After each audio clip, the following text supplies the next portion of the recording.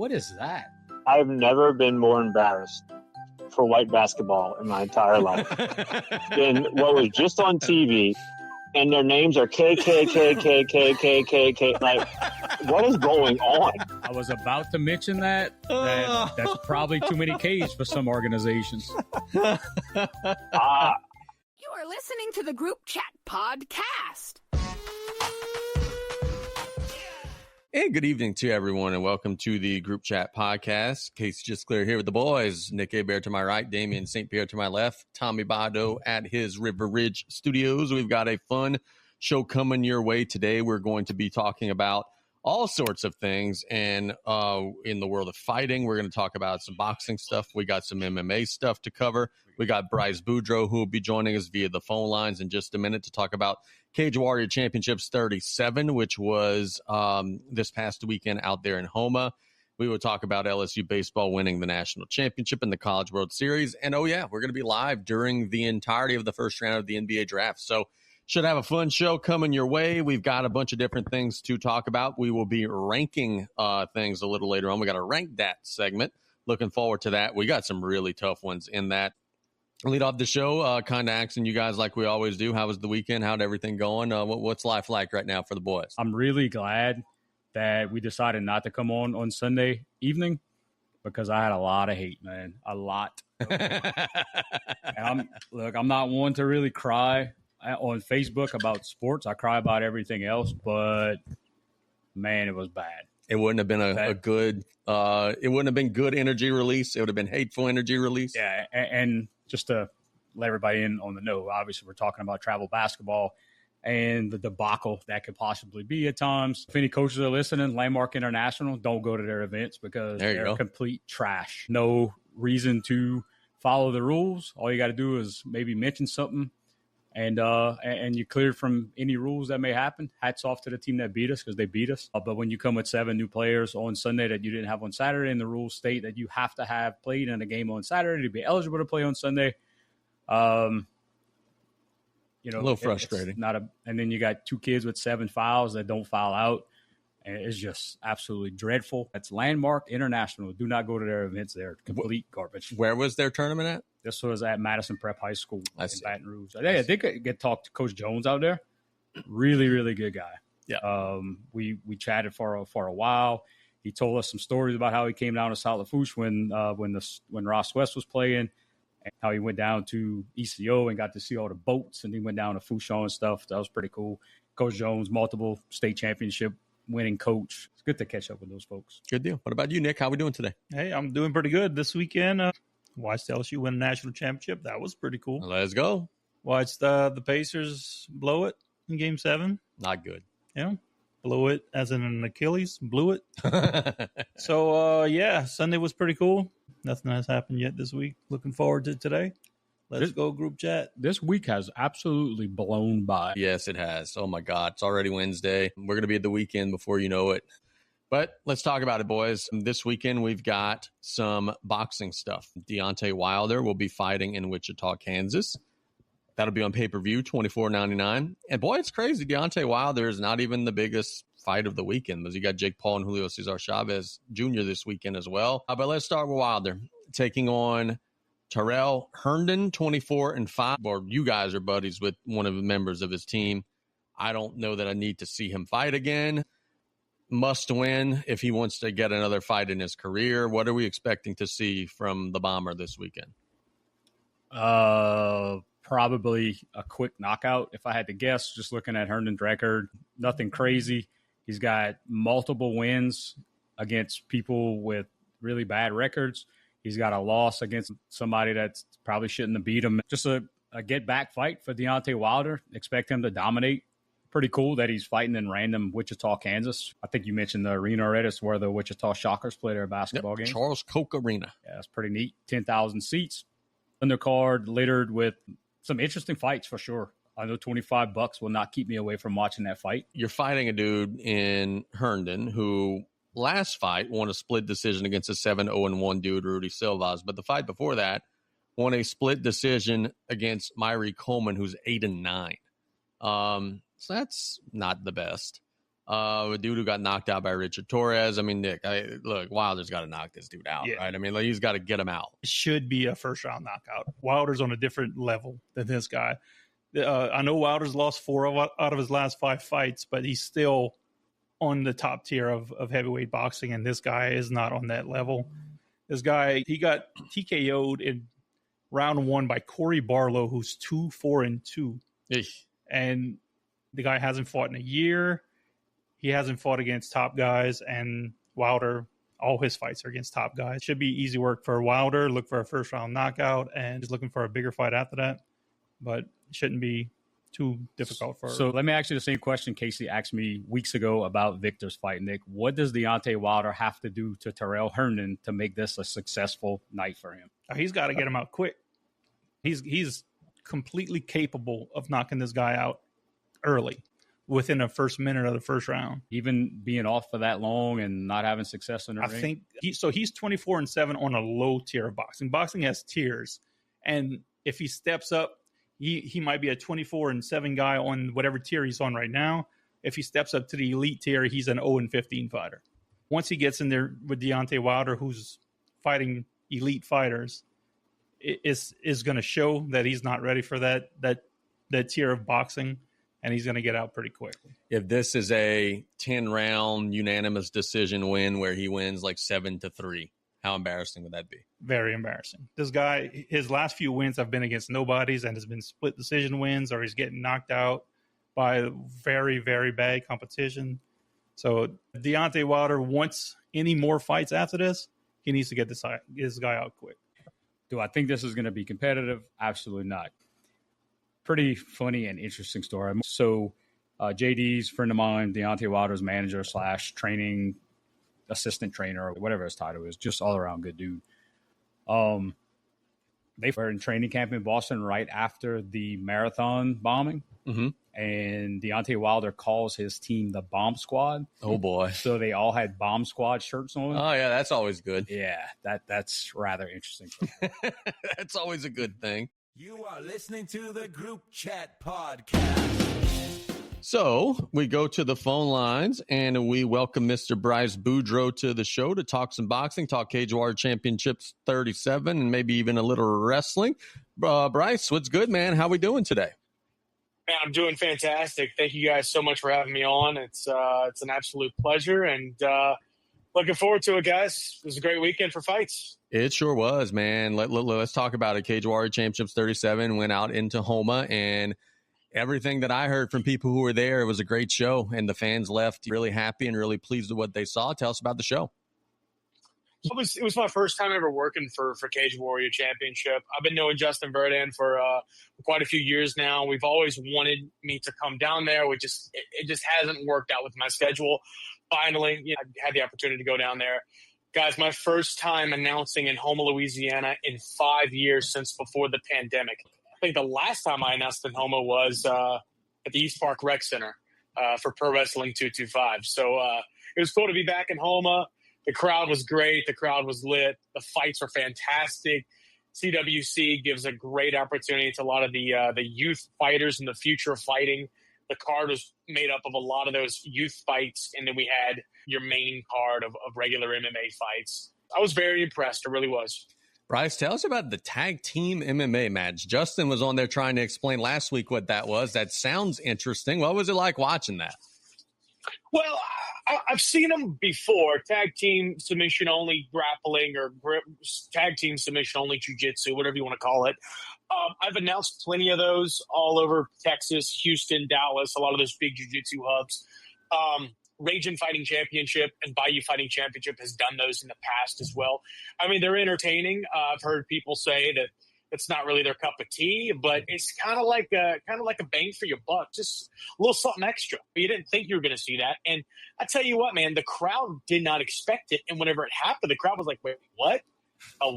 A tag team? So they're going to get on the outside of the cage? How's this going to work?" And I just kind of loosely just said, it's tag team submission only. Each submission equals 1 point, and that's it. And so, dude, the crowd ate it the hell up. They had such a great time with it. I was shocked, and I remember after the bout, I was like, Would you guys like to see more of that in the future? And the whole crowd just, yeah.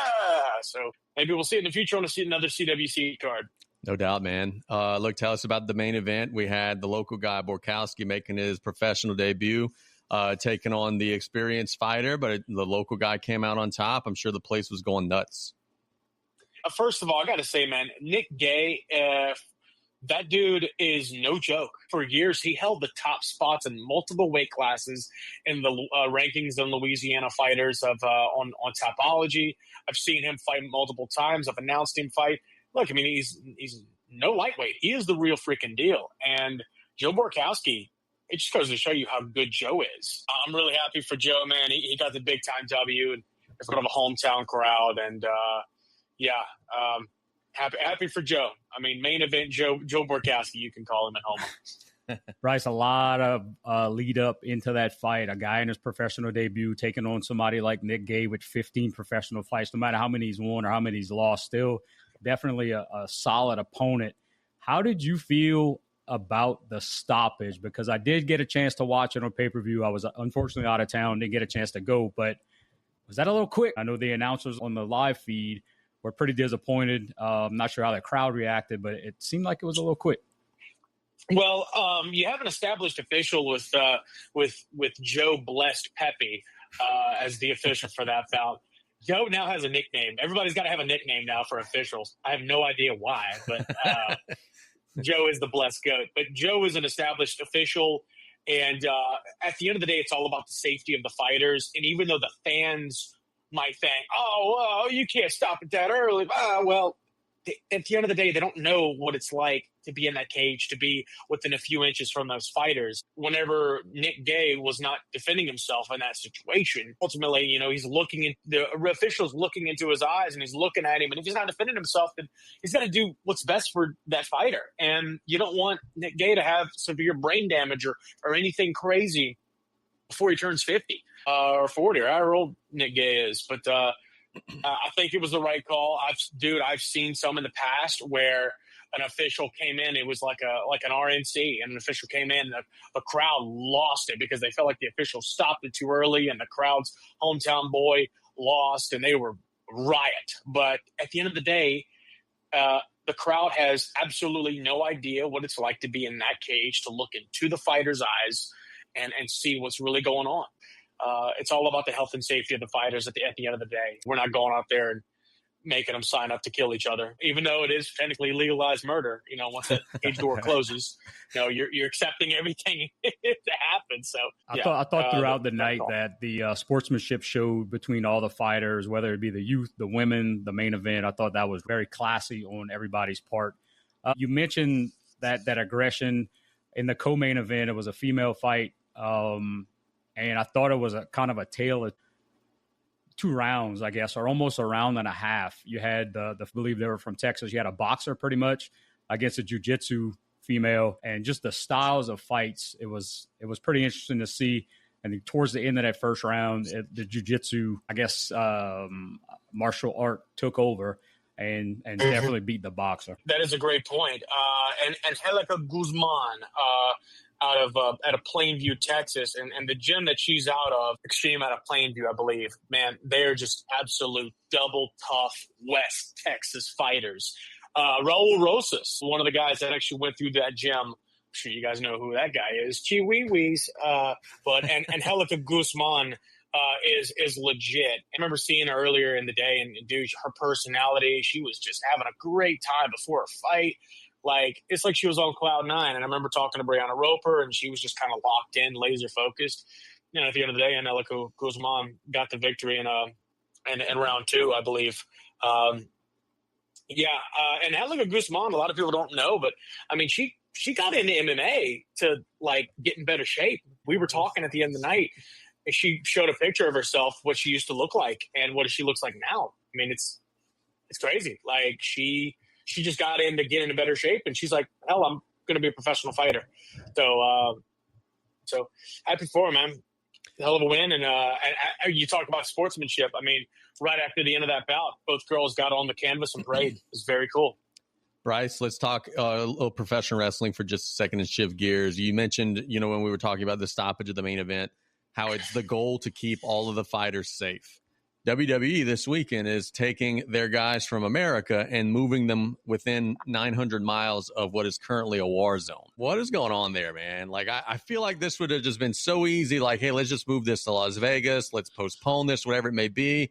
They better be really sure that they could secure everything out there in Saudi Arabia, especially when you have Iran saying any target that's American is a target of ours, and you're willingly going 900 miles away from the country's borders this weekend.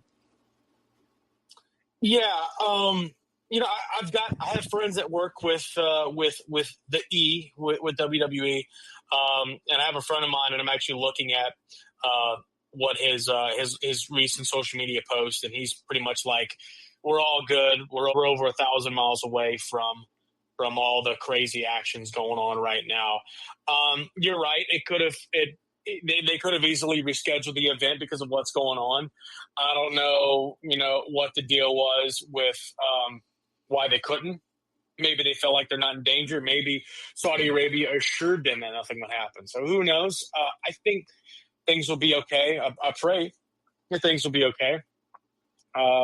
You know, Saudi Arabia shows have been nothing short of controversial. Yep. I guess a lot of people don't like them with our situation going on currently. Was it the best move to have it out there? Maybe move into like a indoor building. I don't know where they're doing it at, but I think things will be okay with Saudi Arabia. I'm maybe guaranteeing their safety. I remember they had some dirt sheet saying that it was some stupid post that they made. And they're like, WWE staff and athletes are currently being held hostage on an airplane on the tarmac in Saudi Arabia. I'm like, really? Really? Like, come on, just to get clicks. Like, Jesus Christ. But look, I mean, I don't know. I barely watch the WWE pay-per-views. I've always, look, man, maybe I'm crazy, whatever, but I've always liked the fact that there's people across the water over there and these countries that have never seen professional wrestling before and never dreamed that they would be seeing it live. And they're getting to see it live, despite what political agreements have been made to make the country look better or whatever. Those fans are seeing things they never thought they would see. So God bless them. And I just hope everybody's safe and everything is okay. And all of our WWE superstars and talent and staff come home safely. Yeah, amen. Very well said, man. And look, in the world of boxing, we got a Jake Paul fight this weekend. We got a Deontay Wilder fight this weekend. Let's talk about the Jake Paul fight for a second. He's the big phenomenon. He's the big, star, generates all the clicks and everything of that sort. Fighting Cesar Chavez Jr., who is a little over the hill. That's kind of the Jake Paul specialty, but he's a guy who has some skins on the wall. What should we expect this weekend when those two go toe-to-toe? Jake Paul wins. Decisively? Yeah. Yeah, I tend to think so, too. Knockout? Anything to make Jake Paul look good. It's what I've said for years, and people have called me an idiot for it. I mean, whenever Jake Paul beat Tyson, and I told everybody Jake Paul's going to beat Tyson, they were like, oh, you're crazy. I'm like, it's boxing, and they have to keep selling these. What do you think's going to happen? I mean, especially with Jake Paul. Why are you watching that fight? You're not watching just to see a boxing match, an athletic contest. You're watching because you want to see Jake Paul get beat. And you're not going to see it. They got to keep selling this. They got to keep it going and keep it going and keeping it going until one day Jake Paul will fight somebody that's going to match his level, and he's made his money, and it's time. No pun intended there. But, yeah, that's what I have to say about that. I think Jake Paul wins. It's almost like a wrestling angle, right? They're building him up. Absolutely. Only to just get squashed at the end, right?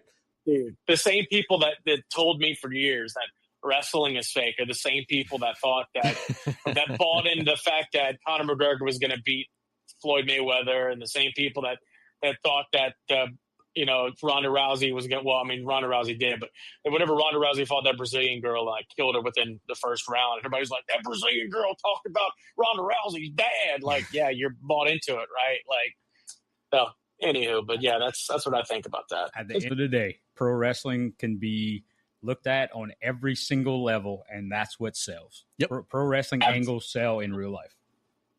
Prize fights. Yep. Prize fights. That's what that is. It's a prize fight that you pay just to see. Boxing has their guy, their poster boy. It's no longer Mayweather. They have their poster boy that you pay to watch to potentially get beat. And he ain't going to get beat anytime soon. I'm with you there, man. Yeah. I know you were saying just a second ago that you don't follow the WWE pay-per-views, watching them live too much, but have you been following the John Cena retirement storyline? He's now the champion after WrestleMania, and I got to tell you, there's some people that are thinking he might get beat this weekend out there across the pond. He's been leaving CM Punk laying every week. Is there a chance that the championship run ends this weekend? No, but I don't know. I don't know when it will. I have no idea what they're planning on doing. No idea. I love the pipe bomb promo that Cena cut the other night. That was good. Yes. I haven't even looked at the match card for this Saudi Arabia show. I guess R-Truth will interfere and whatever.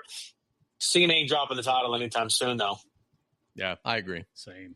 That R-Truth, that whole R-Truth storyline, I thought that was a pretty good swerve attempt, just to get the smart marks in the boat and thinking that he was actually released. I was one of those guys. As soon as he posted on Twitter, he's like, "Sorry guys, I've been released." I'm like, "It's got to be at work."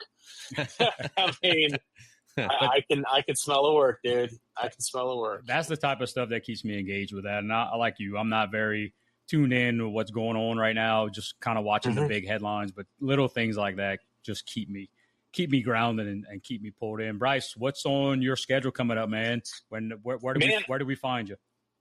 Tomorrow night, I'm back at Joe Miller Ballpark, hosting for the Lake Charles Gumbo Gators baseball team Thursday and Friday night. Saturday, I'm headed back to New Orleans. It's been a minute for Bayou Fighting Championships, biggest party of the summer.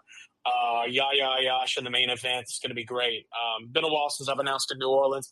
Feels like an eternity, but we've just taken a break from doing shows consistently every month. And now we're back at the end of June. Sunday, I'm back at Joe Miller Ballpark, on-field hosting for the Gumbo Gators. And that'll continue on. A couple days I'm off. First week of July 3rd and July 4th. It's going to be a massive tribute to America, tribute to the best country on earth on Friday night, July 4th, as I'll host for the Gumbo Gators. It's going to be a big 4th of July spectacular, free admission. I'll be hosting on and off with the Gumbo Gators all summer until August. As far as combat sports go, on July 19th, I'll be announcing in Houston, Texas for Elevate Submission Series.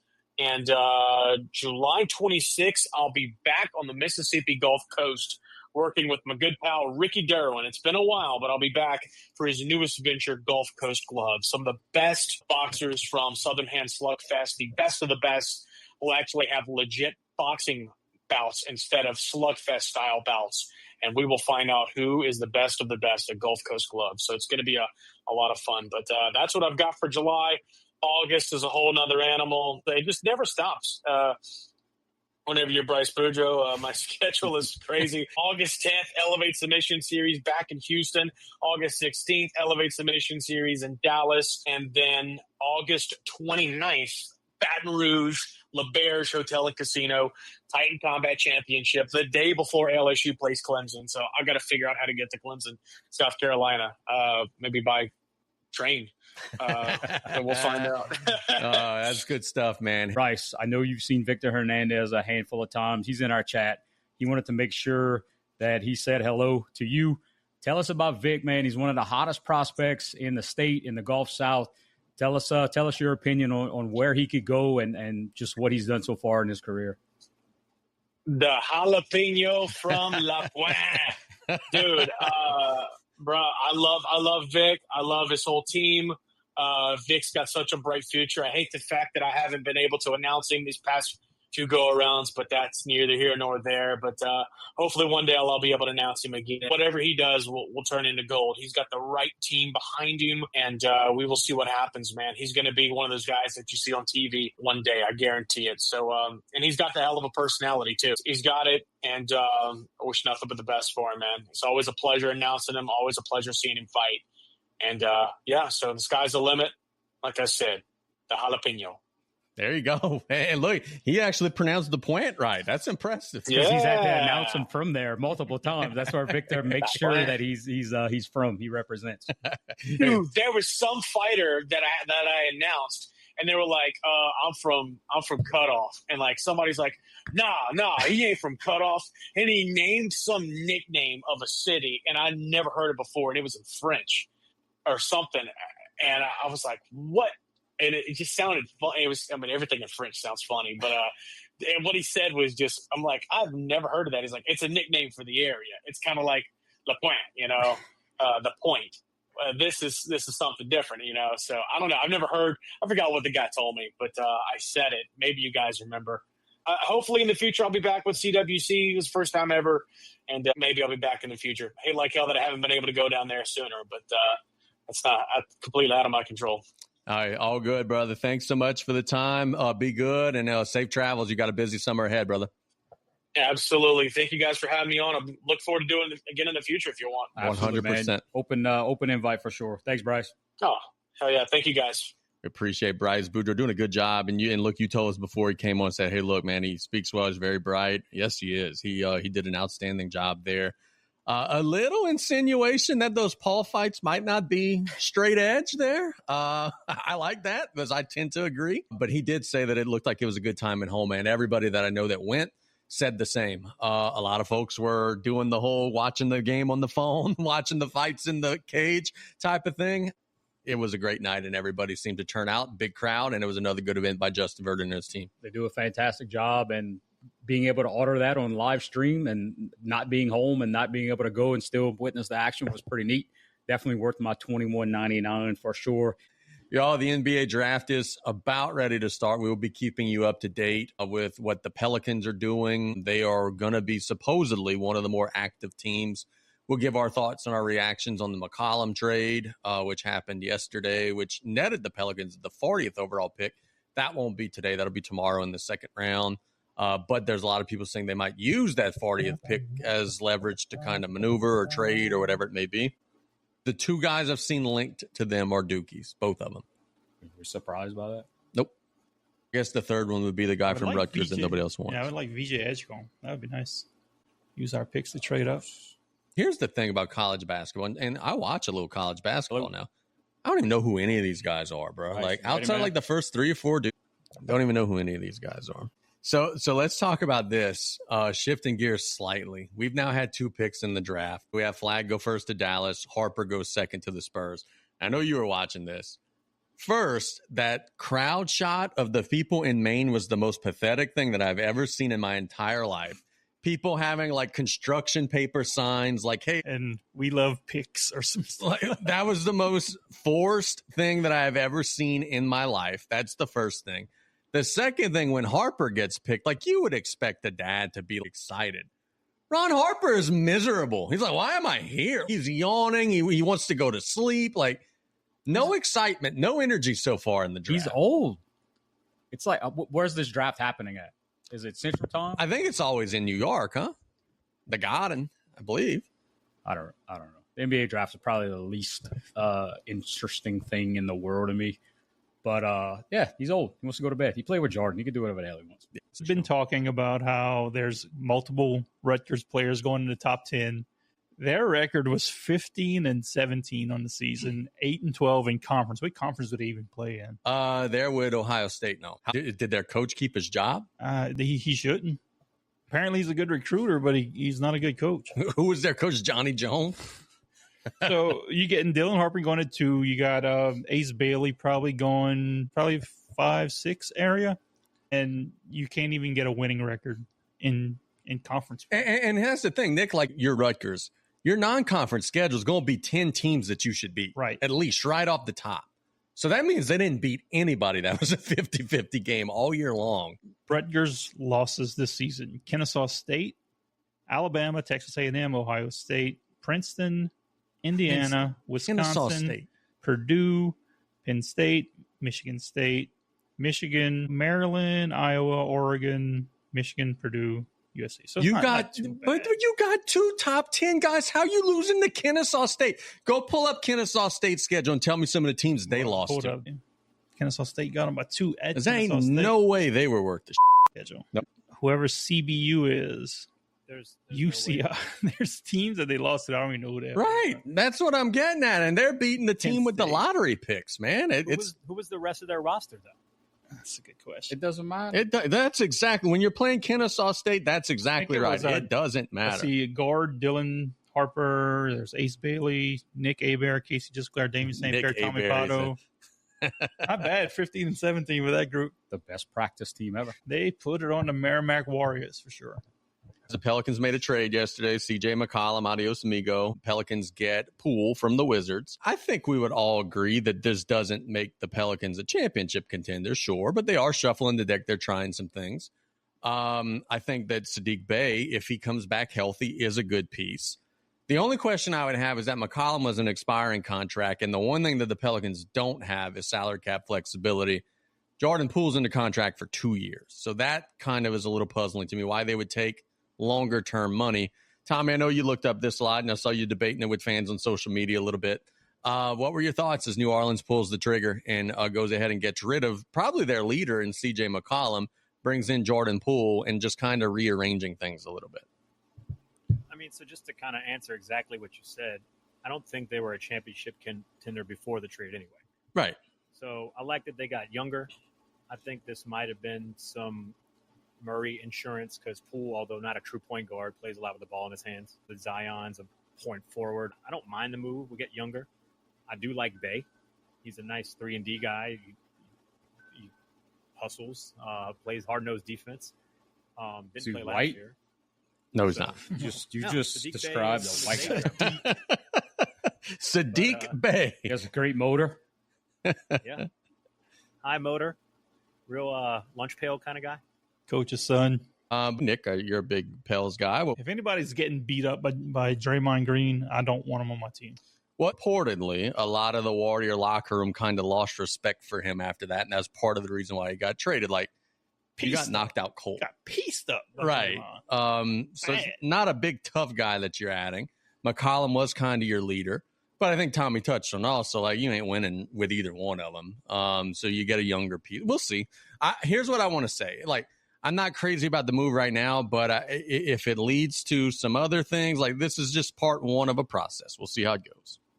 The little bit I've seen from Jordan Poole, he reminds me of this AAU kid that you would see at a tournament that's just jacking up shots and not playing defense, and that's not going to win you any games. Apparently, he don't get along with half his teammates, and if he's a ball-dominant guy, he needs the ball in his hands, so does everybody else now in the NBA. Good stats, bad team. He's not going to help us out. I seriously doubt we're getting him to buy out his contract. The Pelicans don't want to spend any money.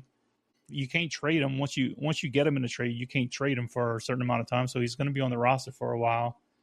I don't like it, and there's not much the Pelicans do that I'm like happy about, but this is definitely not it. They're going to pick Con Knipp when I'm done with the Pelicans after. Well, they're not going to pick him because he's coming off of the board in about 10 seconds here in Charlotte. So Murda made a really good point, and I highlighted the comment. As a casual fan, I've never heard of even the third pick in this draft. Is it a weak draft or is it just one and dones that I don't follow? No, he's not. It's not. Dylan Harper was a one and done. This whole draft for the last 5 years has been complete trash. There's not enough names to even have this, which is why it's on a Wednesday night, the same night that we do our podcast. And we probably have more viewers than what they do because we definitely have more personality than Kendrick Perkins. It's just not there. It doesn't have the hype that the NFL draft has because the college game does it right and they focus on a lot of different people. And college basketball, you got Duke, and nobody gives about Duke. So right now, the 8th best available player, according to Jay Billis, is a dude who went to BYU whose first name is Igor. Does anybody think that a guy named Igor is going to be good in the NBA? I don't. There's so many guys that are not good. There you go. There's your boy. Just got picked by the Hornets. Yes. Right. Let's go. That's his mom. Stacey's mom's got it going on. Jeez. So Nick's celebrating. Jordan gets his white guy. Everybody's happy. And the first Dookie is off the board. That's his little brothers who apparently are pretty good too. Some stuff. And let me guess where they're going to school. Yeah. Hey, Tommy. Tommy, we just got another Dookie taken off the board. Jordan gets his white guy. Yeah, but I think Dylan Harper's mom's hotter than Con Knipp's mom. That's just me. Okay, we're gonna have to maybe do a little research and a little checking into that. let's talk about. She was on the side of him when he just got interviewed. You didn't see it? Oh, that was I thought that was his sister. That's his mom. That was an ESPN person. I think that's his mom, and that's why Ron Harper's probably so tired. I was just about to say things are starting to make sense. I thought that was a sister or a girlfriend. That's his mom. Yeah, okay. I get you, Ron. I take back everything bad that I said about you, sir. Let's talk about what's happening in the Eastern Conference right now of the NBA. Boston is tearing their team down to the studs. Drew Holiday is gone. Kristaps Porzingis is gone. There's rumors that by the end of the week, Derek White and maybe even Jaylen Brown could be gone. I don't know that both of them, but maybe one or the other. They're big in luxury tax hell, and they're saying, hey, we're not paying Jason Tatum ain't going to play, and he tore his Achilles, he's not going to play. Damian Lillard tore his Achilles, is not going to play. Giannis probably wants out. Halliburton tore his Achilles, is not going to play. The Knicks would be probably next in line. No one wants to coach them. What the hell's going on in the Eastern Conference, dude? Who the hell's going to go to the finals next year? It's a mess. Sixers. I like how the Celtics know they're going to be bad next year, so they're like, let's just burn the house down, keep our stud. When he comes back in 2 years, we're going to have a couple good draft picks. But they're acting like Tatum's going to be out forever. Why wouldn't they want Drew Holiday 2 years from now? Drew Holiday's at the end of his road. He's going to be as old as Ron Harper in 2 years. Right. Okay, fair enough. Pelicans are 2 picks from now on the board. We got Utah and Washington picking before them, and we will see what New Orleans ends up getting. But, boys, before we get a little closer to the New Orleans Pelicans pick here, we got to talk about the NBA Finals, which went to 7 games. We had the Thunder win the championship. They beat Indiana. My first question to you all, if Halliburton doesn't go down, which he goes down and it's like a 1 or 2 point game, he's playing well, he's making shots. And I know we could play the what-if game forever. If Halliburton doesn't go down, do we have a different NBA champion today? The way he started that game out, maybe so.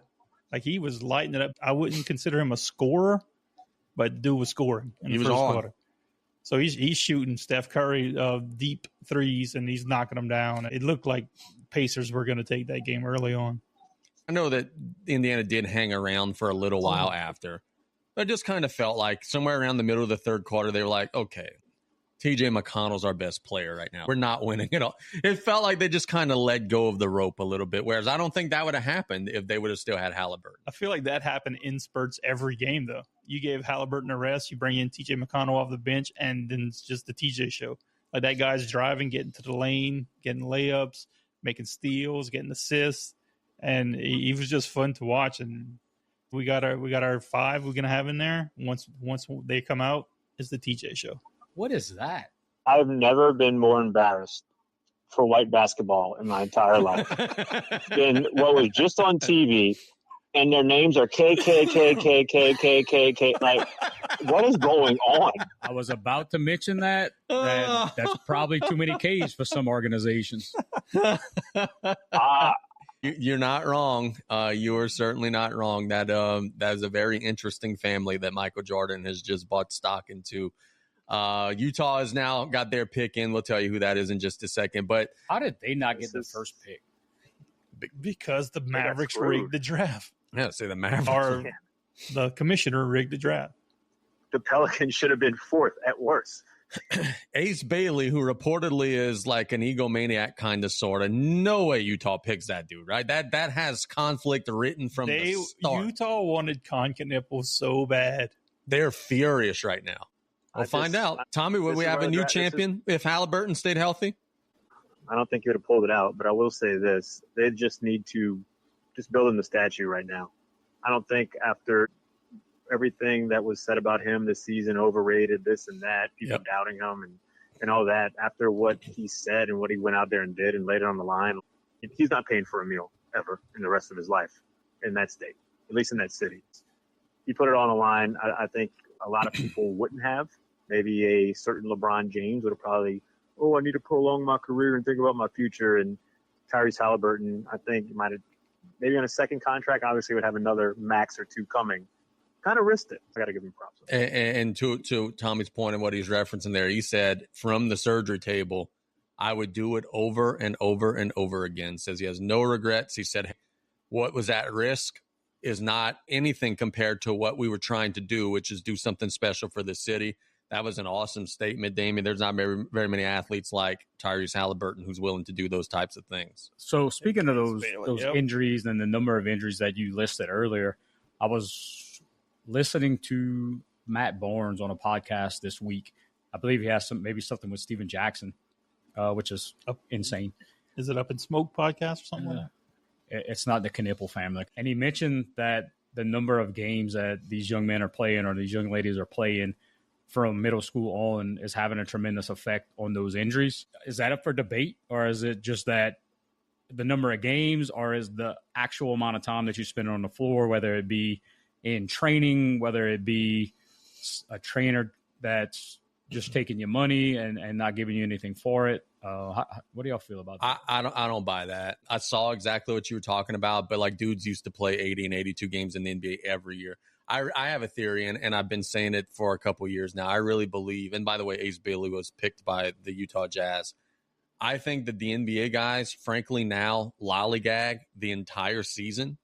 So when we go to the playoffs and then all of a sudden it's not lollygag time, their bodies are not ready. 90% of the injuries that we see are happening in the postseason because it's a different sport. We go from playing flag football to tackle football overnight. Just look at the way the game's officiated. And I really think that part of it is like these guys just aren't physically ready for what's coming up in the postseason because they got 82 games of battle scars from playing sissy ball, frankly, where no one's trying and no one's hustling. And I think that has a lot to do with it. That's a damn good point. Let's take a look at the shoes that these guys are wearing at tearing their Achilles. Kobe, low top. We got Damian Lillard, low top. Yeah. We got Tyrese Halliburton, low top. We need to get back to those old, ugly, bulky, high top shoes. Strap them up and let's play some ball. Somebody did mention that there was something on X about that, and Kevin Durant replied saying that that's not the case. But you talking to a dude didn't he tear his Achilles too? I would say he's tore. Have you seen his legs? Every team. Oh yeah. Have you seen his legs? Yeah, they're like 3 inches. Very nice. Wide. Oh, okay. Yeah, I didn't know you were getting out on that one. Kevin Durant. Washington Wizards on the clock right now, but we got about 5-10 minutes before the Pelicans pick. We got to shout out our boy TJ McConnell.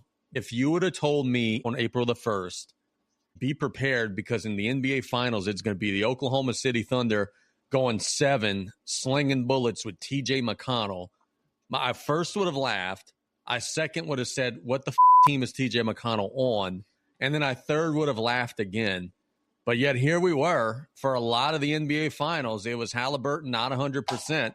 It was McConnell doing like adult league stuff, getting into the lane, shooting bank shots from 10 feet away. And we've never seen anything like this. This dude who's played for like 10, 12 years, averages like 6 or 7 points for his career. And then all of a sudden he's thrown into the finals and he becomes like John Havlicek, Mr. Fundamental, just like killing it.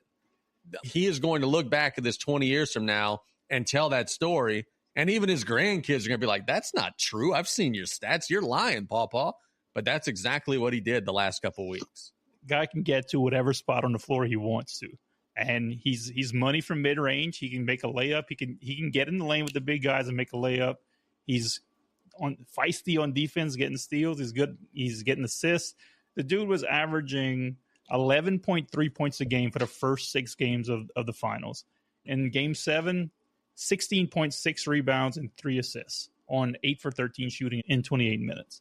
They were giving him minutes, and the dude was out there producing. Was he blowing up their offense by not running any plays and just trying to get to the goal? Who knows? He was productive when he was out there. Yeah, he sure was. Damien, I didn't think we would see the McConnell show at any point in our lives in a postseason setting. That's what we got, and frankly, it didn't look all that bad. No, at the end of the day, the guy plays hard. He knows his role. He's not trying to do too much. He's an energy guy. All those attributes leads to him getting minutes, and he delivered way more than anyone ever expected. And for the white delegation, it was a good showing. If he would be ranked probably top 5 in the Dave Chappelle racial draft. We redid that today. Right. Yeah.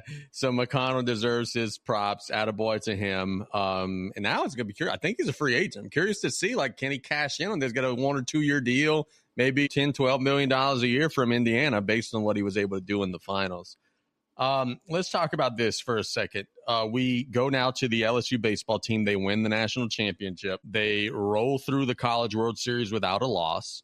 They now are in a situation where, fellas, they're set up. If you look at what they have coming back, it's a great core coming back. You look at the dude that's coaching them in Jay Johnson, who right after they won the championship was miserable because he was realizing, like, hey, now it's time to start recruiting. Like, he had that Nick Saban vibe of, like, I don't want to be celebrating. I want to be in the portal right now. And in his post-game news conference, he's saying to people in the portal, like, hey, you got to come to LSU. I really think, and a lot of baseball people that have spoke to are saying this is like a young Nick Saban at LSU type of thing, except Jay Johnson's not ever going to go to the MLB like Nick Saban did. LSU set up. He's won 2 natties in 4 years. A lot of people are saying they're going to be preseason top 3 next year. They're going to have a number 1 recruiting class again. Everybody in the portal's lined up and has LSU on their list. Look out. It's about ready to be a prolonged run of success where the Tigers are going to be going to Omaha just about every year. But he's a Nick Saban with transfer portal. Right. Which is different. Nick Saban didn't have the transfer portal when he was in his prime. This guy does, Jay Johnson. And it can get nasty with the talent that we're going to get at LSU. LSU seems like the place where people want to play. Maybe I'm a little biased, but it seems like the place where you want to go. You didn't get recruited by LSU at first. You're pissed off. You go play somewhere else. 2 years later, you come back to LSU. Well, that's the thing. Like, I'm sorry, Damien, I didn't mean to cut you off, but why wouldn't you want to go? Paul Skeens, nobody knew who he was. He was a two-way player playing offense at Air Force. Goes to LSU, he becomes a robot who's now dating a supermodel who's now number 1 in the draft. Like, they developed the out of you, man. Like, that's part of it too. There's no doubt that the road is paved for Jay Johnson to have whatever success may fall and that he may work for. But devil's advocate here, if that $20 million NIL cap comes in, obviously LSU football is going to get the lion's share of that. LSU basketball is hot right now. They're going to get some money. Where does that leave Jay Johnson? Does that piss him off? Does he want to go to a school where baseball's first? That's starting to be my concern if this cap hits. The only counterpoint that I would have is that now in baseball, they're passing 33 players on the roster, but it's 33 full scholarships. Baseball used to have this ridiculous thing where you would get 12 scholarships or whatever for your 40 players. And LSU is saying that they are one of the schools that is opting into funding 33 scholarships, full scholarships. A lot of other schools don't take their college baseball programs seriously, so that's an advantage that LSU is going to have on top of some NIL stuff. And I think also it's going to be a situation where he's got the ability to tell dudes, like, yeah, you might be giving up a little bit up front, not going to the MLB draft. But just look what we did with Paul Skeens. Just look what we did with, Anderson, who's going to be the first pick in the draft coming up in a couple weeks. Look what we did with Anthony Ianson, who when he transferred to LSU, we were like, who the hell is this dude? He's like from this small school in California, now going to be a first-round pick. Look what they're doing with Chase Shores, who for 3 months of the season couldn't throw a strike. Then in Omaha, he becomes Wild Thing Ricky Vaughn and is just striking everybody out. I think that's going to be the big selling point is, look, you could win, you could be a celebrity here, and you're going to get that money on the back end. My concern is he's going to have to continue to find these diamond-in-the-rough type of players that he could develop. You mentioned Chase Shores. Do you think him and Mott hang out on the offseason? Why is that? He's from Midland. Oh, yeah. Okay. Chase Shores has a dilemma. Chase Shores ended the season like Mariano Rivera, just dominating, throwing 102, striking out everybody. And now he's on draft boards. He's a draft-eligible sophomore, but he had Tommy John surgery. But there's a lot of LSU fans who are saying, yeah, you're going to be a 4th or 5th round pick, Chase. And, yeah, you can go make some money. But guess what? If you come back to school, we'll slide you a little NIL cash. He is a starter by trade. If you could do as a starter what you did in relief, guess what? You're Paul Skeens and you're going number 1 overall next year. You're dating the hottest gymnastic. You're dating her. Yeah. We kept her in the shot tonight. That's some good. That's maybe the best possible NIL situation. I mean, maybe some guys don't need cash. Maybe they just need. No, every dude needs that. So he's one of the guys that we'll be paying attention to. You are listening to the Group Chat Podcast. Look at this dude's suit. Good God Little almighty. Rascals suit. The Wizards just took Trey Johnson, and the Wizards are absolutely dysfunctional, and they just drafted a dude who's going to fit in beautifully. That He looks like he goes to the same school as Matilda. right. I'm really glad the Pelicans did not draft him solely based on that outfit. Dude, what is that? He is wearing a black suit that looks like it's a female business suit on the top, and then on the bottom it's shorts. That's the buckwheat suit from Little Rascals. That is absolutely That's not his name? With two I think so, yeah. bad white socks. Yeah, and the long side. Right. Oh, my God. Oh, You geez. better be good at basketball. Yeah, and looking at his highlights, he does look like he's pretty solid, but Jesus almighty. How does your agent or your publicist or whoever let you leave the house like that? Like, who tailored that and told him, hey, Trey, that looks amazing. That's the one. Probably a Knipple family. The Pelicans have 2 more minutes. Y'all the Pelicans experts. Who are they picking right here? The stupidest person possible. Tommy, Igor Denim. Tommy, who the Pelicans about to pick? They're about to pick the freaking 5'6", 17-year-old point guard from Oklahoma. 5'6" point guard from Oklahoma, Baudreaux says. I think it's the center from Duke. Duke center. Yeah, I think it's the Duke center, which doesn't make sense because you got Yevs Misi. Our one bright spot this season, and we're going to pick his replacement. And by the way, he's like 19, so he doesn't need a replacement. I would love one of those white point guards, either him or the dude from Illinois. So Tommy actually wants the guy from BYU. Okay. What about Pick his Jukanoas? It We would were be talking about it the would white be a very delegation. Pelicans thing for them to pick a Duke guy. So that's where my allegiance. The pick is in. We'll see what the Pelicans decide to go with. All right, Mr. Adam Silver. Jeremiah Fears, the 5'6" point guard from Oklahoma that Tommy didn't want. I love it. I love Jeremiah Fears. Hey, President Trump, what do you think about the Pelicans draft selection? That they don't know what the fuck they're doing. You understand that? I agree. Jeremiah Fears. Tommy said he's 5'6". He's not actually 5'6". I thought for sure we're getting that idiot from Duke. So At least Jeremiah, he's got a better suit. Hey, he wears 0. That's a plus. Yeah. last season at Oklahoma, 6'4", dude. 17 points, 4 rebounds, 4 assists, shot 43% from the field. In the SEC tournament, he slayed 29 points, 28 points. Then in the NCAA tournament, he had 20 in their opening round loss against Connecticut. It just said he was a mid-season finalist for the Wooden Award. That means you didn't make He had a good start, but he f***ed up the rest of the season.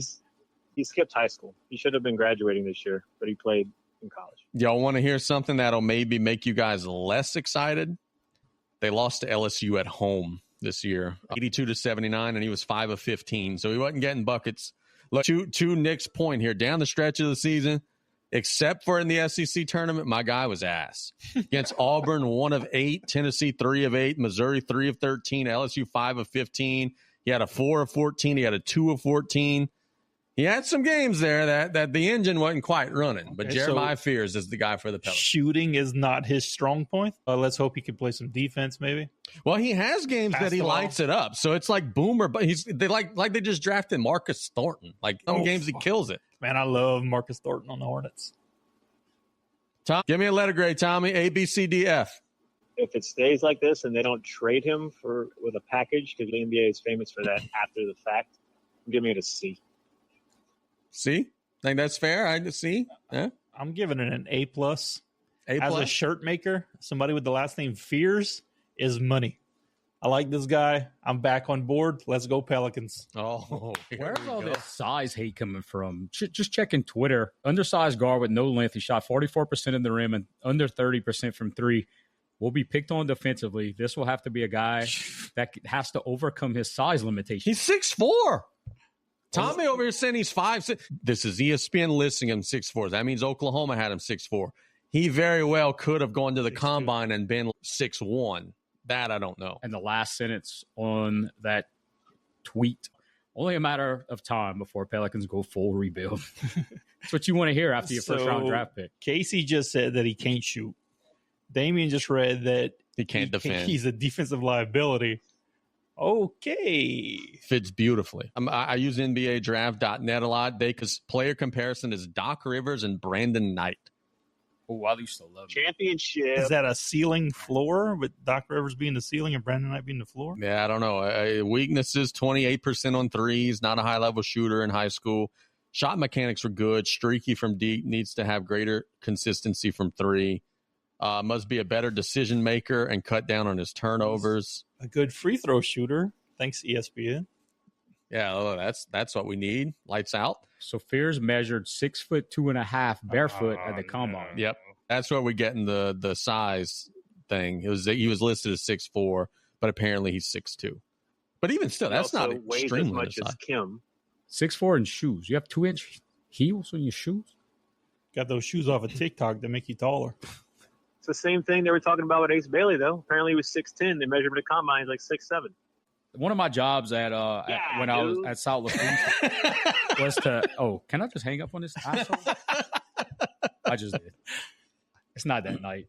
Tommy's gone. One of my jobs was to put rosters in the programs. Everybody was 6'5". Oh yeah, look. There's no way Zion Williamson is the height that they claim that he is because he's like my height. I've been to games. He's obviously taller than me before somebody comments, but he's not 6'8" or whatever like they say that he is. All these guys, they do a little embellishing for sure. Is this the same guy that played at Michigan State? His brother, Jeremy, played at Michigan State. All right. So his brother got shot in 2023. So there's that. Oh, that's lovely. There's one shooter in the family. Oh, Jesus. Yeah, this might be the end right here. Tommy, you got hung up on, dude. Oh, I'm fully aware. I knew that. I was about to hang up, too. I'm like a neglected stepchild over here. I've hung up on some folks in the last couple weeks. It's just something. Y'all some sore winners over there. Mouth breathers. Are you expecting to have a phone conversation with that gentleman tomorrow, perhaps? Something tells me. Has he called in yet? Oh, yeah. He's called a couple times since then. We've made peace. He's a member of the family again. Oh, okay. Well, probably. A bit much for me. Who owns Port Fourchon, Tommy? I have inside information on that, and I'm about to write a Cliff Note research paper on that for you tomorrow. Beautiful. Look out for that tomorrow. Tommy's going to be on the sidebar. The Brooklyn Nets are about ready to pick somebody who's probably going to be terrible. Let's see what Adam Silver has to say. Tommy just sounds like they just picked his child. He was moaning. They pick his kid. They picked his boy. Did him. They can't keep score. They picked Tommy's kid. Igor Dirty. Dimon. There's no way this dude's going to be good, Tommy. He's good. Did you not watch him play last year? His name's Igor. There's no way he's going to be good. Igor Jeans. Because he's from Russia. That's very common. That's like Eric in Russia. The last guy that was good at BYU, and I'm going to break your heart, was not worth the in the NBA. He was unfairly casted off and destroyed people everywhere else he went. Ty Detmer? Let's talk about this. Let's make some predictions before we do World Cup and before we do Rank That. Jake Paul, knockout, yes or no, everybody? That's tough because Cesar Chavez doesn't go to sleep often. He has fought and beat some really, really good fighters. And I don't consider pronouns, pal. Who's he? Cesar Chavez. Okay. I don't consider Jake Paul on that level. And everybody's saying Jake Paul's going to win this fight. The one conspiracy I don't believe in. I don't think it's rigged. But he went the distance with Canelo Alvarez for 12 rounds, right. To your point. But when was that? 2017. Yeah. I think we got some age. And by the way, he did lose 12-0. I mean, he lost 120 to 108. So he lost every round, but he still went the difference. Yeah, just the fact that you're still standing after 12 rounds in front of the best boxer. His last fight was at, I think, 197, and I don't know what this fight's going to be at. But, I mean, I want to say Cesar Chavez, unanimous decision. Oh, you're going Cesar Chavez to win? Yes. Oh. Nick, let me back you up on that. You're not the only one. Jake Paul is a minus 600 favorite to win the fight, with Chavez a sizable plus 450. despite those odds, the public has been siding with Chavez with 85.5% of the wagers. Yeah, but look, that's he could be fighting kitchen table, and they're going to bet on the kitchen table because they want Jake Paul to lose. 96% of the money wagered on the underdog. Now, they do have a common opponent. Jake Paul beat Anderson Silva. Cesar Chavez lost to Anderson Silva. But I thought that the Anderson Silva fight with Jake Paul was much closer than the judges' scorecards. And Anderson Silva's not a boxer. He's a striker, not a boxer. His feet do the talking for him. I wouldn't put much water on that or whatever Damien says about his doesn't hold much water. That's a Gorilla Monsoon. I know. I butchered it. So I'm going Paul to win via decision. Nick's going Chavez to win via decision. Damien? Being that I've seen highlights of Chavez's last couple of fights, he looks every bit of 39, I believe. His weight is extremely elevated. I believe he won the WBC championship at 156 or 160, and now that fight is going to be somewhere near 190. I'm going to go Jake Paul in a decision. I don't think he gets him out of there. I think it's one of those gentleman agreements. Same thing he did with Tyson. Tommy? Being as my extensive boxing knowledge was just stolen by Damien in the notes, Jake Paul is going to knock him out in like the 4th or 5th round. Next boxing question. Deontay Wilder. That's going to be knockout city this weekend, right? I mean, what round? I know you said earlier it would be embarrassing. That was your quote. If you didn't knock him out, what round?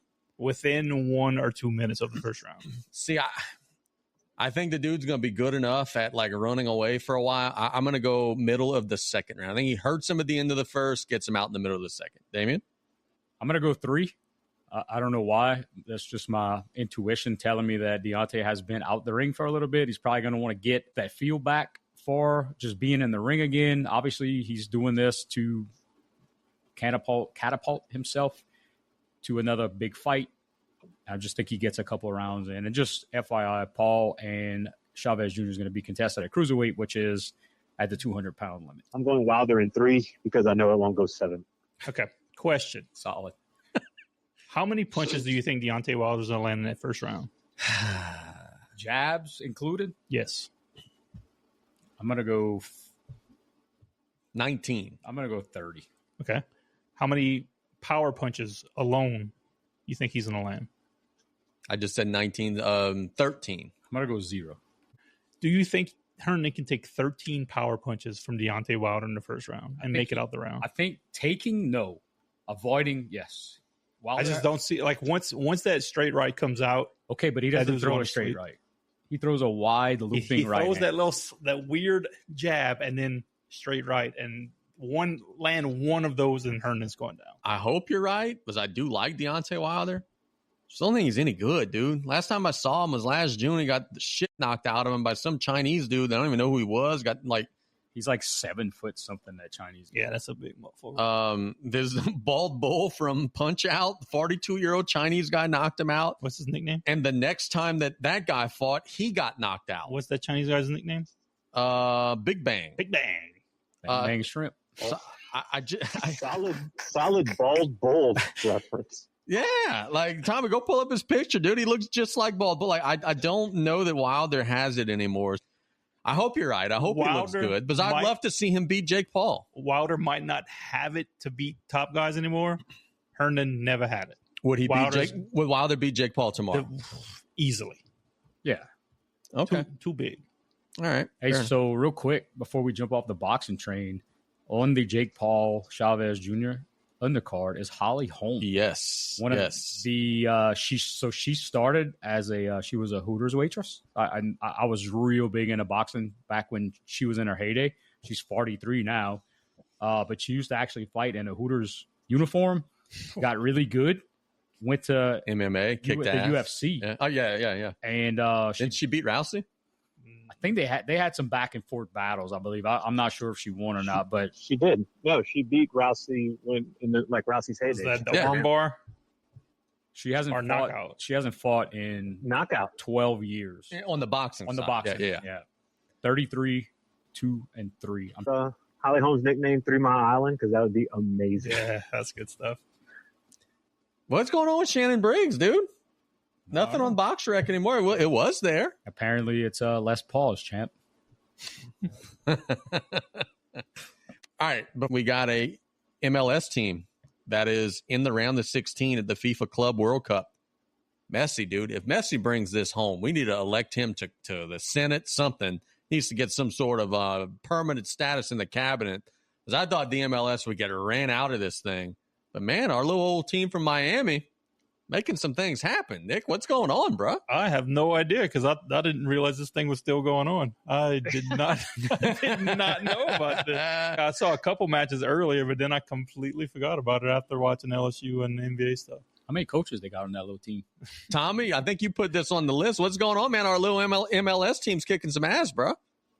I'm shocked because I put this on a tee for our lovely we will win Mr. America over here. And he doesn't even know anything about it. Thought he's Lexi Lawless. I've been watching the FIFA Club World Cup because they're trying to cater to the Euro team, so they put it on in like mid-afternoon. That's why the American attendance is so terrible because it's prime time overseas. And as magical as the Messi and Miami run has been, it's about to end because they're playing PSG, who just won the freaking Champions League coming up. So I think their Cinderella story is ending soon. Who else is left in the knockout rounds? Well, it's not finalized yet in the group stages. I think they still play tomorrow and Friday. Right now, I think there's only 4 spots left to be determined, and the big players that are into round of 16 are Dortmund, Bayern Munich, PSG, Chelsea, Benfica, and then they have a bunch of Brazilian teams that got in, and Man City. I know that soccer fans are all over this, but for me, just a casual, this has been so entertaining. It was like you got some of the best European teams who will like face off with the club champion of some small country and win 11-0.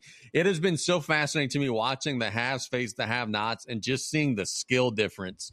It's been crazy to see. You'll have the NBA's version of the Thunder facing Nichols in a match. And it's just crazy to see the skill and talent level gap because you don't often get that in the world of sports. It's got some big dance type feels, and the games you're talking about is when Byron's like beating the team that their goalie's like a plumber by trade, and these dudes Rory don't out there paid. trying to block some shots. Yeah, Rory out there with the cup just blocking left and right. And so you have those kind of games like 10-0, 6-0, 7-0, but equally what you have is some of these big European powerhouses getting stunned by these like South American teams who this is all they do. They're really just destroying some of these bigger teams and their fans. This is like the fans World Cup because some of these Brazilian guys aren't good enough to make the Brazilian national team, so they're traveling obviously because it's logistically closer. It's a lot of surprise upsets. It's fun. For the next couple of weeks in the knockouts, I think will be a little better. It's getting paid more attention to than I thought it would. I don't know if that's only because it's here, but it seems to be being watched more by everyone not in Europe because Europe's used to hosting all the big and bad tournaments. So no more wins for Messi? I would be highly shocked. If they beat the best team in the world, I will be really shocked. Yep, very good. So that kind of wraps up the first part of this, but now we got our Rank That segment, which I'm looking forward to. We got an awesome list here. This is going to be very interesting to see where we go here. Every week we try to come at you with some different stuff, especially right now being that sports is not too hot, not a lot going on with the finals done, college baseball done. So just trying to bring some joy and laughter into your living room or bedroom or bathroom, wherever you're listening to us. We appreciate it. So we have a segment called Rank That, where we are going to take a topic. We are going to give 4 to 5 choices. Tommy decided to add 20 to one of them. And we're going to go 1 to 5. 1 be the top, and whatever that last number will be at the bottom. So the first Rank That is going to be 2025 Championships, College Edition. We got football, Ohio State. Basketball, Florida. Baseball, LSU. I think I know everybody's number 1 at this entire panel, including the person on the phone. This is pretty easy for me. It's going to be LSU baseball, number 1. Ohio State football, number 2, getting through the expanded playoffs. And Florida, number 3, because they tried to lose that game against Auburn and they couldn't. I'm going to go LSU baseball 1, but I'm going to flip-flop there. I'm going to go Florida, number 2, Ohio State, number 3. because in the old format, Ohio State wouldn't even have made the playoff. They got hot and they earned it from there, but I'll go Florida 2, Ohio State 3. Okay, I'll go LSU number 1, and like Casey said, I'll have Florida number 2. Basketball and football, I didn't even think the best team or anywhere close to the best team won the championship. So Florida number 2, I think there was plenty of better teams out there that should have won. And Ohio State number 3, because I didn't think they were good all season. That Michigan game, it looked terrible. They couldn't move the ball at all. So when they kept on winning in the playoffs, I'm like, oh man, what's going on? These teams should be beating Ohio State. And kudos to them. They won the championship. I didn't think they were that good. Oh, Tommy, tell us how great Florida is. I'm just going to respond to these erroneous allegations. I added a couple to these, and when I went back, somebody went haywire on it, so I don't want to hear it. Ranking-wise, I'm going Florida basketball 1. As much as it pains me to say this, Ohio State, football number 2, and then LSU baseball number 3. All right, fair enough. Worst places to be during a terrible hangover. Your choices: being interviewed live on the radio. Done it. 8 a.m. youth baseball game in August without indoor plumbing. Being forced to go fishing at 5 a.m. Done it. 9 a.m. arraignment at Orleans Parish Criminal Court in the summer. Take a guess at who added that one. I've done the radio thing. It's really not that bad. I feel like 8 a.m. youth baseball in August without indoor plumbing would be miserable, because even if you're not hungover, being outside in August is not ideal. So I'm going baseball worst. I'm going arraignment second. I'm going fishing 5 a.m. third. I'm going interview on radio fourth. So being I've experienced a few of these, the 5 a.m. fishing after being out till 4:30 is not good at all. I've taken a fishing trip and I just slept the entire time on the bottom of the boat, was forced to fish, caught one, pretty much said, I threw it at the dude, which was Tommy's dad, and it was done. That's the worst. I can't imagine being at a youth baseball game in August. I can't imagine being at a youth baseball game, period, especially in the hottest month possible. That's 10, Bruce. That's where I'm going. I'm going to go radio last, and I'm going to just put arraignment because I wouldn't want to be arraigned at 9 a.m. or any time in Orleans Parish Court. Yeah. Definitely the worst is the 8 a.m. baseball. You're probably in 90 to 100-degree weather, and that's never good when you're hungover. Surrounded by Karens. Yeah. The next one would be the arraignment. If you're indoors, last place you want to be is in court. Then fishing would be my third, and radio, which doesn't seem so bad. You're in air condition. You could just bomb the radio. And you have Travis naked behind you. Yeah. Not so bad. Tommy? I added this one because 2 of us have experienced one of these at Orleans Parish Criminal Court. So I thought it would be amusing to see what Nick would say. Me? Yeah, when you were locked up. Oh, that was actually St. Charles. Up. Oh, never mind. My worst, because I'm going in, first being the worst, 9 a.m. arraignment, because that means I've either got another DUI or I'm about to potentially lose my job being drunk in front of a judge. Second is going to go 8 a.m. youth sports event with no indoor plumbing. I'm assuming I'm going to experience that really soon. Third, live radio interview, because, if it's on the radio, nobody can really see me, and I could just talk like Jaro or Mott, least amount. Well, I agree. And the last is fishing. The last is fishing at 5 a.m. because even though you're hungover, you could just drink and power through it and then pass out when you come back. Nothing better than Tommy's dad banging on your camp door. Y'all gotta come and wake up. I'm not getting up at 4 o'clock in the morning just for y'all to sleep. Next on the rank that is Adam Sandler movies. You got Happy Gilmore, Billy Madison, Waterboy, Big Daddy, Mr. Deeds, and Little Nicky. Tell you what, that list you read them is pretty close. I'm gonna go Madison 1, Gilmore 2, Waterboy 3, Deeds 4, Little Nicky 5, Big Daddy 6. See, you're not a dad. Big Daddy's tough for me to even watch right now. I'm going to go Billy Madison is definitely my favorite. Happy Gilmore right after that. I'm going to go Mr. Deeds. I'm going to go Big Daddy right after that. Waterboy, Little Nicky. I wouldn't even put Little Nicky on the list. Didn't make the first cut. Yeah, same here. I've never seen Little Nicky, and anytime I see a trailer or something for it, it gives me the creeps. It's not bad. Yeah, it's not bad. It's not it with that. It was right when he first started to mail it in. You could sense that like the end of his push was coming, which, by the way, that terrifies me about Happy Gilmore too. I'm afraid it's going to be awful, but anyway, continue. This might get me roasted in the chat, but I think Waterboy's a terrible movie. Didn't like You're a it. terrible movie. I'd go Happy Gilmore 1, Billy Madison 2, Mr. Deeds 3. I'm missing one because we had 6 and I only got 5 on my list, and I got Waterboy and Little Nicky like far down the list. Big Daddy. Yeah, but Big Daddy up there. But number 3, Mr. Deeds 4, and figure it out yourself for Waterboy and Little Nicky. Number 6, Mr. Deeds. Number 5, Waterboy. Number 4, Little Nicky. Very underrated, cult classic. Number 3, Big Daddy. 2, Happy Gilmore. 1, which is probably in the running for greatest movie ever, Billy Madison. Tommy, not enough love for Mr. D's. That's a classic. I'd like to change your socks, sir. Me and one the artist formerly known as Bon, were huge Little Nicky fans. Next on the list, white American, non-ice NBA players.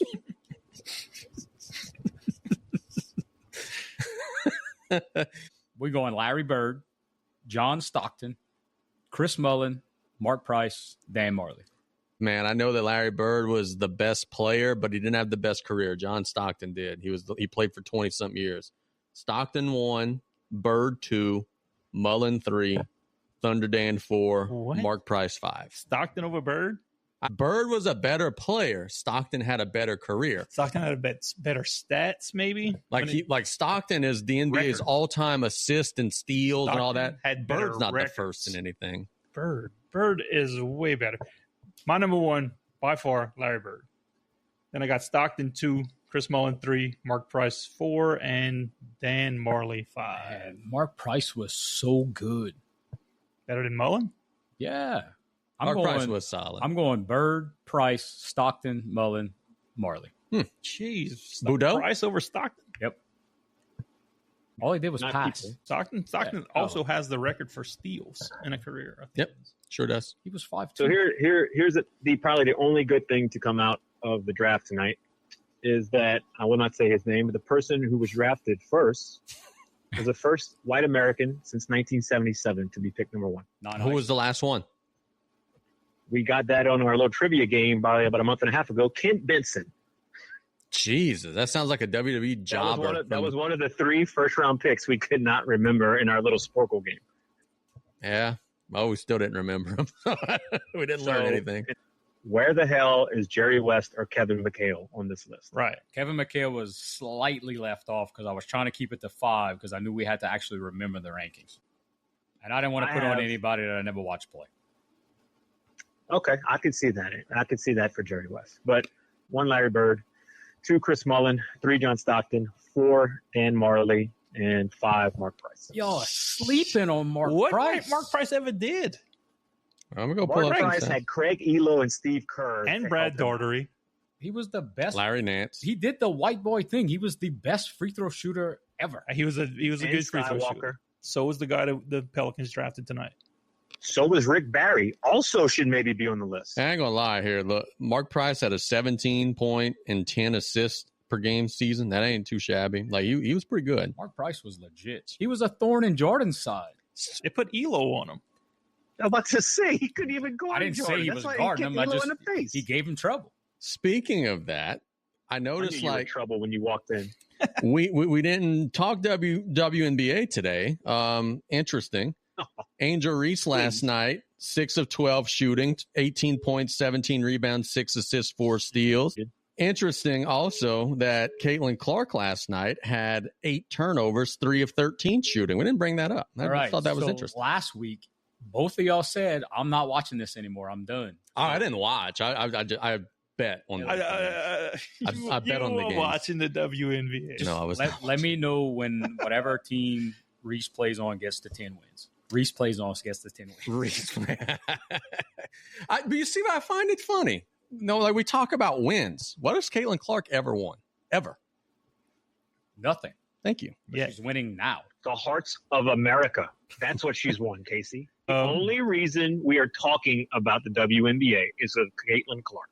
That's not what Angel Reese says. So the guys that got cease and desisted from TikTok that were betting on Angel Reese's first shot to be a miss, they've started their videos again. They would have lost the other night, but she was one for one. They had it on. They had it on there, right? Yeah. Those guys. They have replaced the image of Angel Reese in the video with random things. Oh, I'm sure that's good. Last night it was a bottle of baby oil. Oh, they don't say her name. Good. They just go through the process, and it's freaking beautiful. I'm sure that's good, and I'm sure they also were livid. But that game that she was 1 for 1, she made a 3 that she had no business making. That's a tough way to lose. One of the guys that's featured in the video was dressed as like a banana, and he's like, "I got all dressed up for this," and they were all disappointed. They're taking that in stride. I think it's pretty cool. Good deal. It's not gonna end well for them.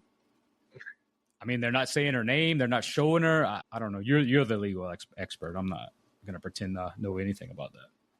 It's funny. It's entertaining. Best of the worst Saints quarterback to start a game from 1990 current day. Again, we went with 5. Not every quarterback's in there. So relax. The choices are Ian Book, Heath Schuler, Danny Werfel, the Billy Joes, it's a combo ranking, and Trevor Siemian. When we say best of the worst, number 1 is the guy who was the worst? Let's go number 1 as best. Let's keep it like the actual best player, number 1. Okay. Siemian won, so I'm going to go him first. He actually won. His stats sucked, but they won games. I'm going to go Now we fall off a cliff now. Billy Joe 2, Schuler 3, Werfel 4, and I can't give Ian Book anything worse than last, but he was the worst quarterback I've ever seen in that Monday night. Yeah, I don't think this is that difficult. Heath Schuler would be my number 1. As the best? Yes. I think he's the only one that actually got wins. The Billy Joes probably got a couple wins. That would be my number 2. I got Trevor Siemian at 3. He might have got 1 win. And Werfel, who I wish would have the most wins, because I would have been a big Danny Werfel fan. And Ian Book, like Casey said, is the worst piece of shit quarterback we've ever had in our own That Monday night game is the worst performance I've ever seen. Put Jake Hayner in there with him, and that could be the 2 worst quarterbacks ever to put on a Saints uniform. Until September, baby. with. I'm going to go with the Billy Joes first. Heath Schuler second. Strictly nothing that he did with New Orleans, just what he did in Tennessee and the fact that he wore number 21. I cannot physically get out of my mind. Siemian would be next. Werfel, can't get the image out of my mind of his helmet being backwards. Yep. And then Ian Book is probably the worst quarterback to ever start an NFL game. I'm going Book as the worst. If I'm going best to worst, it looks like Siemian, Schuler, Werfel, Billy Joe combo, then Ian Book. All right, last one. Most likely to fly an American flag during an ICE protest. I like this one. We have John Rocker. We have Hacksaw Jim Duggan, Hulk Hogan, Curtis Ogeron, and Lee Greenwood. Number 1, definitely John Rocker. If you follow him on X, he's a hell of a follow. Number 2, we got Hulk Hogan. 3, Lee Greenwood. I'm proud to be an America. That's who Lee Greenwood is. Yep. Number 4, Hacksaw Jim Duggan. Probably doesn't get out too much. He's probably waving his little flag at his house, beating his kids with 2x4s. Number 4, I got Curtis Ogeron. I don't see Curtis Ogeron putting an American flag on his PVC pipe and hitting anybody with it. But prove me wrong. Hacksaw Jim Duggan's first for me because I think he could turn an ICE protest face. I think he could get them to make a USA chant. Because that's what he does. No matter where he is. USA! Ho! Like, I think he could get them to turn face. I'm going Duggan, Rocker, Greenwood, Hogan, Ogeron. I feel like Curtis Ogeron would just go to start drama. Get tapped out. Rocker is definitely number 1. I'm going Hogan, being his past escapades, is going to be number 2. I'm kind of with Nick. Duggan's probably staying at the house right now. Lee Greenwood, is he alive? Yeah, he's alive. Okay, I'm going to have him at 4. Curtis Ogeron is the only one left. And look, I just messed myself up. Curtis Ogeron is last, but those top 4, real Americans. REAL, not double E. Number 5, least likely is Lee Greenwood. I don't think he has it in him anymore at 82 years old to go insert himself in a demonstration. Number 4, Hacksaw, because he's looking probably rougher than anybody but Lee Greenwood. Or Ric Flair. Yeah, maybe.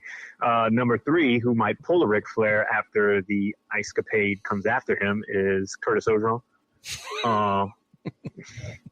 Number 2 is only because he has a new beer brand to protect Hulk Hogan. Number 1, John Rock. Very good. As the end of this part of the game. That's it. That's all for today's group chat podcast. Want to thank everybody so much for listening. Thank everybody in the chat commenting. We have watched the NBA draft live with you guys. As more comes out about these trades and everything like that, we're going to cover it more next week. And we're also going to recap all the boxing stuff and everything that we talked about. We want to thank our guy, Bryce Boudreaux, for chiming in earlier in the show. Did an outstanding job. So for Nick to my right, Damien to my left, Tommy on the phone lines, you guys have a tremendous rest of the day. We'll be back next week. Thanks for listening and watching the Group Chat Podcast. You are listening to the Group Chat Podcast.